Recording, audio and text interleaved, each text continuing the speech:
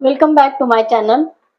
आंब्याचं सीझन चालू झालेलं आहे. मार्केटला छान आंबे आलेले आहेत. प्रत्येक ऋतूमध्ये प्रत्येक पदार्थाचं एक महत्व असतं. तर इथे मी आज आमरस करणार आहे. हापूसचे आंबे मी इथे आणलेले आहेत. घेताना तर मला आता सांगितलं गेलेलं होतं की बाबा आंबे खूप छान आहेत, गोड आहेत, आतमध्ये खराब निघणार नाहीत वगैरे वगैरे वगैरे. तर बघूया, इथे मी रस करायला आता सुरुवात करणार आहे. आमरस मस्त मी इथे बनवणार आहे. आमच्याकडे आमरसाची थाळी म्हणता येईल एवढे पदार्थ त्या जेवणाचे असतात जेवणामध्ये. तर आज इथे मी जे पदार्थ तुम्हाला दाखवणार आहे तर ते पदार्थ बरेचसे माझ्या चॅनलवरती मी दिलेले आहेत त्यामधले. तर जे पदार्थ आपण दिलेले आहेत ते फक्त मी इथे दाखवणार आहे ताटामध्ये, आणि जे पदार्थ आपल्याला इथे बनवायचे आहेत तर ते आता आपण इथे बनवायला सुरुवात करूया. चला तर मग आजचा मेन आहे हापूस आंब्याचा रस आपण इथे बनवतोय. रेसिपीला सुरुवात करूया.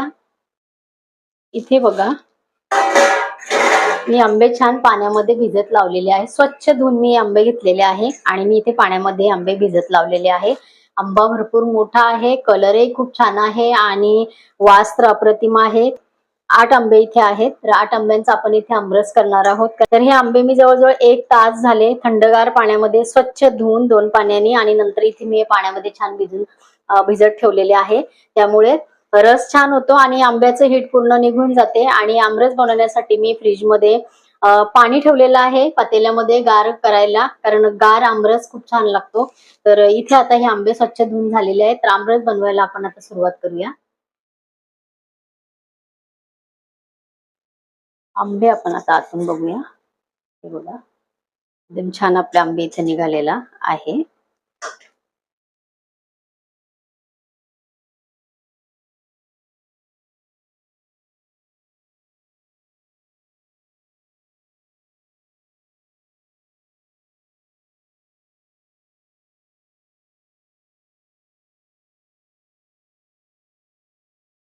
असं करून घेऊ शकतो आणि यातलं पूर्ण चमच्याने खरवडून घ्यायचं आहे.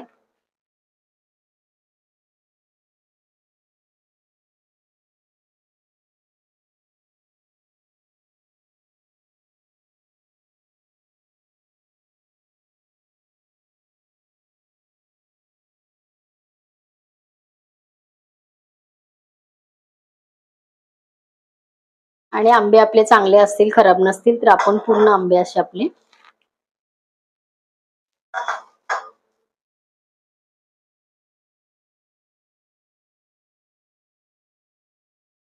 हा जो चीक असतो आंब्याचा तो फक्त थोडासा बाहेर असा काढून टाकायचा आहे.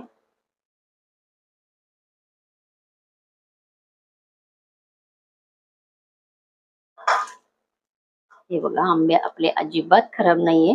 म्हणून आंबे चांगले असतील तर ह्या पद्धतीने पण आपण आंब्याचा मस्त रस इथे काढून घेऊ शकतो. तर आता हे संपूर्ण आंब्याचा मी इथे व्यवस्थित गर काढून घेणार आहे. इथे मी सर्व आंबे बघा, एकही आंबा आपल्या इथे खराब निघालेला नाहीये. सर्व आंब्याचे मी व्यवस्थित पिळून आणि हे असं हे काढून घेतलेलं एका ठिकाणी याच्यामध्ये टाकलेलं आहे. बाटे पण याच्यातच आहे, साल पण याच्यातच आहे. तर इथे मला आता मीठ घालायचं आहे. तर जवळजवळ 1 टीस्पून मी इथे मीठ घालते. मीठ घातल्यामुळे आपल्या आमरसाची चव छान येते. आता हे संपूर्ण असं आहे, याची मी एकाच हाताच्या साह्याने संपूर्ण असं हे काढून घेणार आहे.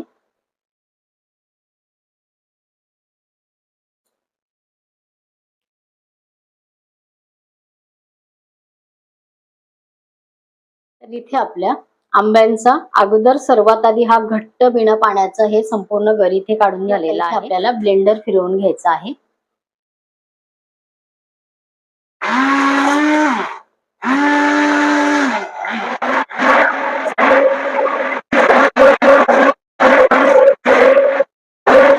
आपलं आमरस इथे आपण छान फिरवून घेतलेला आहे.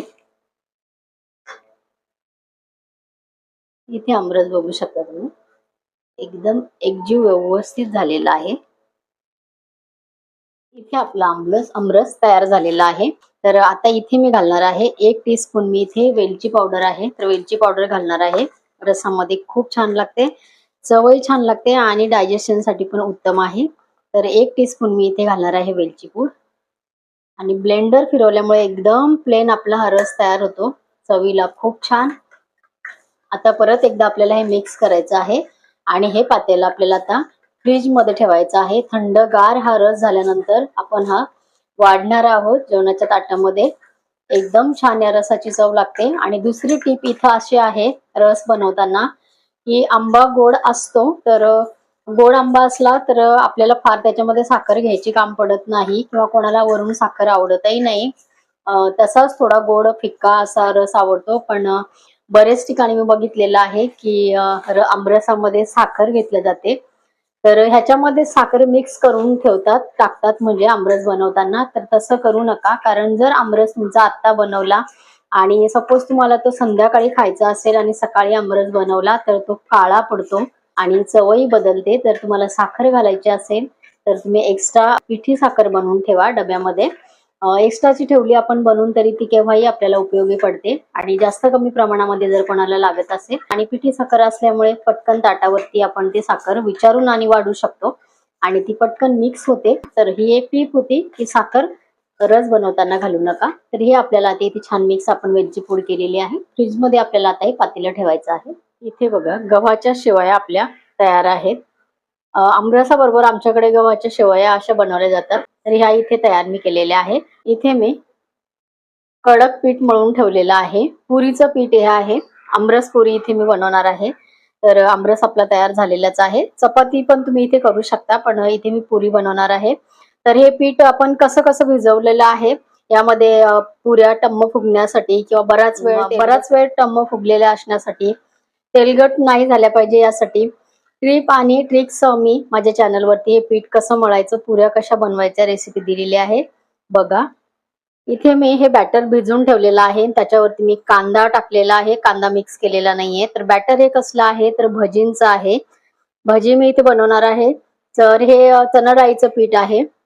2 चमचे मी त्याच्यामध्ये घेतलेलं आहे तांदळाचं पीठ आणि 1 चिमटीभर फक्त मी खायचा सोडा घातलेला आहे आणि त्यावरती मी एक कांदा घेतलेला आहे, कोथिंबीर, बारीक कापलेला पालक इथे आहे आणि लसूण याच्यामध्ये कुटून टाकलेला आहे. 1 टीस्पून मी ते ओवा टाकलेला आहे. 1 टीस्पून मी जिरं घातलेलं आहे. हळद, हिंग, 3 मी हिरवी मिरची टाकलेली आहे आणि थोडंसं इथे लाल तिखट घातलेलं आहे. तर हे बॅटर भिजून ठेवलेलं आहे 1 तास झाले. तर भजी इथे गरमागरम करायची आहे. तर भजीची रेसिपी माझ्या चॅनलवरती आहे, जरूर बघा. भाजी बनवलेली आहे मी. ही मिक्स भाजी आहे. चवळीच्या शेंगा असतात हिरव्या, तर चवळीच्या शेंगा इथे आहे, कोबी आहे, बटाटा आहे आणि कांद्याची मी फोडणी दिलेली इथे, शेंगदाण्याचा कूट घातलेला आहे, थोडासा गरम मसाला आहे, हळद, हिंग आणि त्यानंतर कढीपत्त्याची फोडणी दिलेली आहे, कांदा कढीपत्ता आणि त्यामध्ये रस्सा भाजीचा 1.5 चमचा मसाला घातलेला आहे आणि छान ही भाजी इथे मिक्स भाजी आमरसाच्या जेवणाबरोबर मी इथे बनवून घेतलेली आहे. तर मिक्स भाजीची रेसिपी पण माझ्या चॅनलवरती आहे, जरूर बघा. इथे बघा मी गव्हाच्या कुरड्या घेतलेल्या आहे, तांदळाचे पापड आहे. तर पापडाची रेसिपी माझ्या चॅनलवरती दिलेली आहे. हे ज्वारीच्या बिबड्या इथे घेतलेल्या आहे मी तळण्यासाठी. तर आता इथे तेल मी गरम करत ठेवलेलं आहे. तर आपल्याला तेल गरम झालेलं आहे. तर इथे कुरड्या, पापड, बिबड्या तळून घ्यायच्या आहेत. आमरसाच्या जेवणाचा एवढी मोठी थाळी कशी दिसते तर हे मी दाखवणार आहे पुढे. आधी आपल्याला गव्हाच्या कुरड्या तयार केलेल्या आहेत, तर ह्या तळून घ्यायच्या आहेत.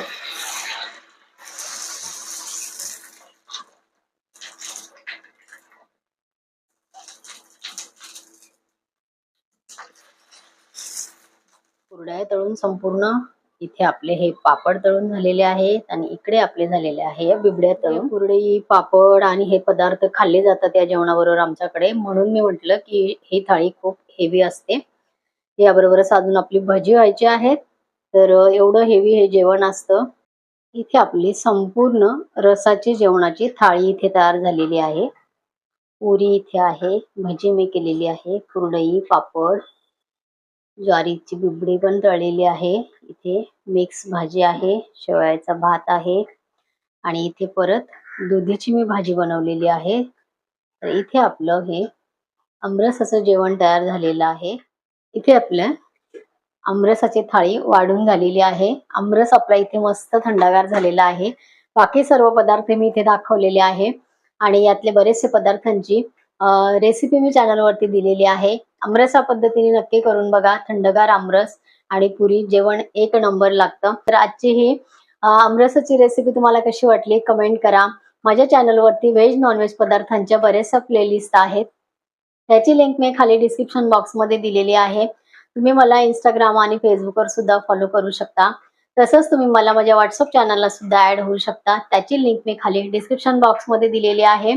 आजची आमरसाची रेसिपी तुम्हाला कशी वाटली कमेंट करा, इतरांना शेअर करा, व्हिडिओला लाईक करा. माझ्या चॅनलवरती तुम्ही नवीन असाल तर होम कुक रंजना चॅनलला सबस्क्राईब करा. बाजूचं बेल आयकॉन प्रेस करा म्हणजे माझ्या येणाऱ्या रोजच्या नवीन रेसिपीची नोटिफिकेशन तुम्हाला मिळेल. परत अशीच एक छानशी रेसिपी घेऊन भेटणार आहोत. तोपर्यंत बाय बाय.